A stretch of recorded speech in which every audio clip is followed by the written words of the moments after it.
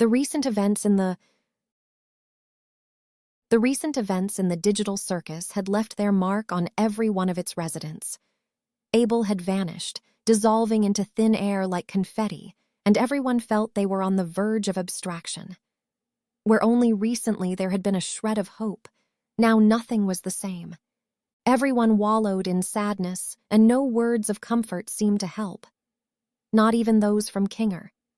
The chance to escape proved a mere deception. Though the rest tried to make sense of it all, to find theories, they began to slowly give up. Just thinking about the whole situation gave them a headache, and Caine distanced himself. There had been no adventures for a week, if time could even be assumed to pass in this place. Ringmaster had completely disappeared from their daily lives, no longer surprising them with new experiences or ideas, mainly because no one even looked his way when he approached.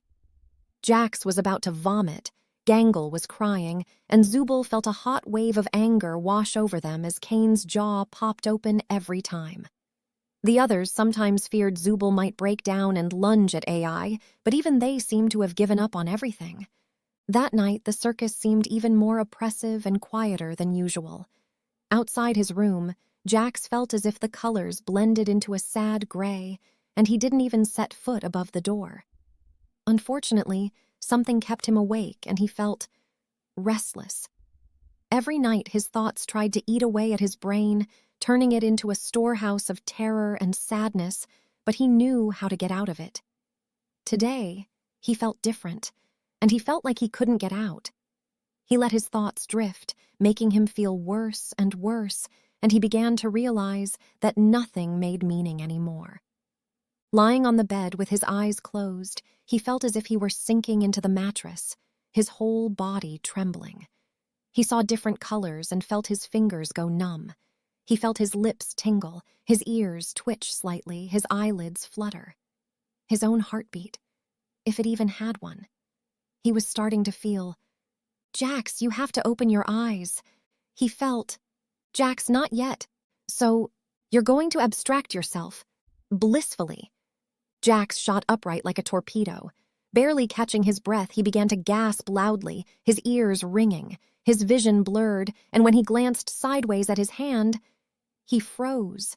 He saw the jagged edges, the quivering black pixels, those eerie, colorful eyes appearing on his skin, and he understood. He understood what was happening to him, but even though he hated himself, he didn't want to end up like that just yet. "Damn it!" he practically screamed as he tried to touch his face, which was slowly losing feeling. He fell out of bed, hitting his temple on the nightstand. He tried to stand up even though he felt drunk. Rocking from side to side, he felt the abstraction begin to swallow him whole. He was really abstracting. He was really dying. He forced his burning body forward with all his might. He almost tripped on the way. He had to steady himself on the dresser, but he managed to reach the door and grab the handle. He instantly burst into the dark hallway, staring at the door opposite his. Pomni's room. Maybe if he managed... No, Pomni's gone. Pomni went for a walk with the girls. No one would help him. He'd die here. He'd die. And he hadn't had a chance to apologize to her yet, for how he treated her, for what an asshole he was, for everyone here. "I'll never leave. No one wants me here. I should have died. I should have killed myself a long time ago. I'm hopeless. I can't cope with anything." Thoughts began to flood his brain like a wave. He felt his throat tighten and he fell to his knees. He tried to choke out something, tried to crawl, but he couldn't anymore. He gritted his teeth, squeezed his eyes shut, and slowly saw only darkness, losing his sight. Salty tears rolled down his cheeks onto his chin and dripped onto the red carpet. All he could think was a quiet, "Scream, Jax," spoken not in his voice. He seemed to hear it through someone else's. And for a moment, he felt someone embrace him from behind, whispering in his ear. "Ribbit? Help!" he cried as loudly as he could. "Please, someone!" He staggered and hung his head, feeling his hands burn with pain. He clenched his fingers on the carpet, slowly accepting what was happening, but fear was eating him from the inside. His head throbbed, and he felt nauseous, as if something unknown had taken up residence inside him. He wanted to vomit it out. He wanted to spit it out. No one would come. Why would anyone help someone like him? He's just ruining everyone's lives, and it would be better if he disappeared from here, forever. No one needs him. No one would even think about him. He constantly abused Gangle. Zubul hated him. He hurt Pomni. He didn't even exist to Ragatha, and Kinger lived in his own world and would probably forget about him. No one would come, because someone like him deserves to Jax! The bunny gasped and yanked his head up. Caine appeared right next to him. Terror flashed in his two-toned eyes, and his hands gently raised in a soothing gesture. The ringmaster hadn't expected to see him like this at all. Jax gritted his teeth at the sight of him and knitted his brows. Him? He'd love to scream it into his face, saying it was all his fault, that he was the reason this was happening and looking this way, but seeing the fear on Caine's face, he said nothing, because he was afraid himself. "Fuck, Caine!" he growled and grabbed Caine's shoulder tightly with his good hand. "I'm fucking dying! I'm losing my mind! Be useful for once!" Jax shouted, and though he'd always been ashamed of tears, now he didn't care. Caine felt his throat tighten. He quickly grabbed Jax by the shoulders and lowered himself a little so he could look at him. His brain was racing faster than usual, and for a moment he thought, "Is this all my fault?" "Jax, breathe, okay? We can't lose you. Breathe." He spoke, not in his annoying voice this time, but in a different one, full of something warm. "How am I supposed to breathe when I'm scared as hell?" Jax laughed through his tears. "I don't want to."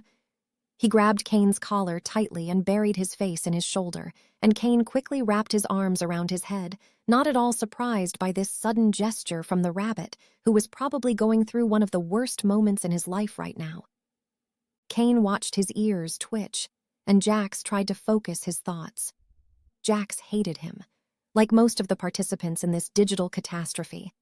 After their last adventure, their limits had been completely crossed, and Jax blamed his mental state, mostly Caine. That stupid jaw had to be something more. Caine had to know more. What did he really want from them? Did he want to make himself toys? Was he imprisoning them here? Why wouldn't he let them out? Why wouldn't he show them this stupid way out? The bunny didn't understand him at all, and didn't want to. And yet, now, he was the only one here, finding solace in his arms. Caine looked at him, devastated, with unconcealed sadness and something more. He held the world in his hands because the circus participants were his whole world. And even though he always tried to please them, which usually wasn't the case, he still wouldn't give up. He couldn't. Someone had to hold them together, just like now. Caine's hands were Jax's only form of salvation now. Caine was the only form of salvation. As Jax tried to gasp for breath, Caine said in a voice calmer and deeper than Jax had ever heard him use, "I'm sorry for everything. I'll find something that suits you eventually." Jax clutched his clothes harder and buried his face in his shoulder, unable to even consider the fact that Ringmaster had just apologized to someone for the first time since they'd been here. He needed to grab onto something alive, or at least something that felt that way. "Don't talk about your foolish adventures at a time like this," Jax choked out, sniffling. "Help me, please, Caine." "How can you be so sure I'll succeed now, when I've never once satisfied you?" Caine asked in a strangled voice, as if the sight of Jax like this hurt him deeply, despite the sight of so many abstractions. "You can change that now," Jax growled, sniffling, and buried his face in Caine's chest, pressing his head there, but he couldn't hear any heartbeat. The ringmaster, startled, looked at the rabbit's deformed form. Black pixels spread across his body, and his eyes began to shimmer with color. Jax pressed against him, wanting to feel, his body language begging him to be all right and to get through this. He wanted to feel that he wasn't alone, and everything would be okay. He wanted to feel that someone was still here. Caine grabbed his soft ears, which began to tremble slowly in his hands, as if the image were trying to escape.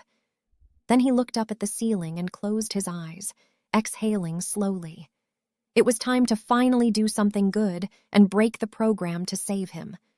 Only this would have consequences.